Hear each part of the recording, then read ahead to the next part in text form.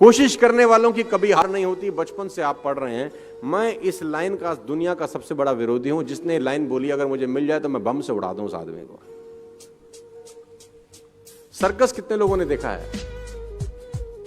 पहले हमारे यहां होता था, तंबू वंबू लगा के सर्कस होता था। अब तो खैर बहुत जगह बंद हो गया है, एनिमल्स के लिए बहुत सारा रिस्ट्रिक्शंस है। तो वहां पर एक खेल होता था, अगर मैं आपको याद दिलाऊं। उस खेल में एक लड़के के हाथ में नाइफ होता था और कुछ दूर लड़की खड़ी है जिसके सर पे एप्पल रखा जाता था और लड़के की आंख पे पट्टी बांधी जाती। देखा है आपने? तो सुना होगा शायद, गूगल करेंगे तो बहुत जगह आपको मिल भी जाए, राइट। अब वो लड़के का कारनामा क्या होता था कि वो लड़का चलाता था चाकू और ऊपर जो सर के ऊपर सेब था उसके 2 टुकड़े हो जाते थे। आपने देखा है कभी ये शो? हाँ, देखा हो। अब मेरा आपसे छोटा सा सवाल है, लड़के को कितने % भरोसा होता है कि चाकू सेब पे लगेगा? कितने %? More than 100%। I think more than 100%। क्योंकि लड़की खड़ी है 20 मीटर दूर या 20 फीट दूर, लड़के के हाथ में चाकू, आंख पे पट्टी, सर पे सेब, चाकू में धार, लड़का चला रहा है। अगर माथे पे लग जाए तो लड़की की जान जा सकती है। लड़के को 100% भरोसा होता है कि नहीं? यस और नो? अब लड़का लड़की के कान में जाके बोले तू खड़ी रहे, मैं कोशिश करता हूं।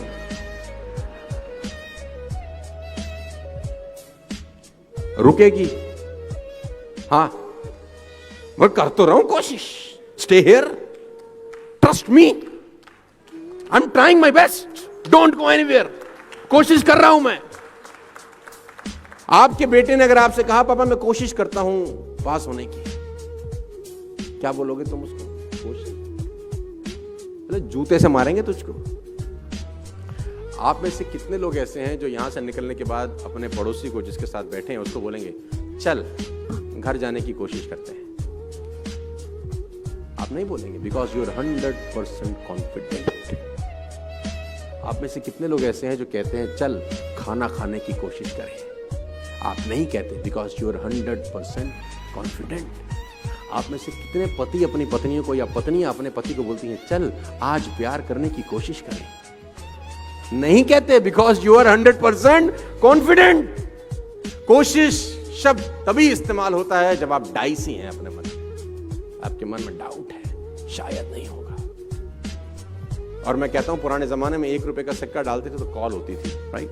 99 पैसे से तो लोकल कॉल नहीं हो सकती, वो भी 100% चाहिए।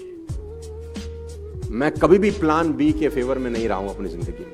लोग कहते हैं ना प्लान ए नहीं चला तो प्लान बी चलेगा ही नहीं साला। जब प्लान बी होगा तो, जब प्लान ए ही है और बी है ही नहीं, 100% प्लान ए हिट हो जाता है, 100% हिट होता है। तो क्योंकि आपके पास कोई विकल्प नहीं होता।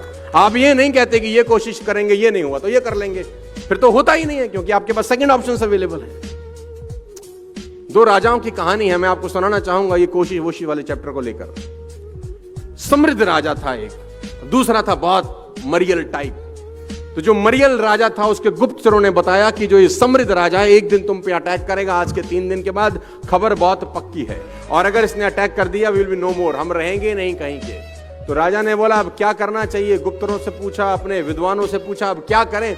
उसने बोला कोई रास्ता नहीं है, ये खबर बिल्कुल पक्की है कि they are going to attack us in the next 3 days, और हमारे पास कोई रास्ता नहीं है, वो हमको मार देंगे, हमारी जमीन पे कब्जा कर लेंगे। तो राजा ने अपने विद्वानों से पूछा कोई तो रास्ता, कुछ तो बता। तो विद्वानों में एक आदमी था जिसकी उम्र 21 साल थी। उसने बोला एक ही रास्ता है, आज रात को हम अटैक कर देते हैं। उसने बोला आर यू मैड? चाकू छुरी पे गिरे, वो खरबूजे पे गिरे, या खरबूजा चाकू पे, साला कटेगा तो खरबूजा ही।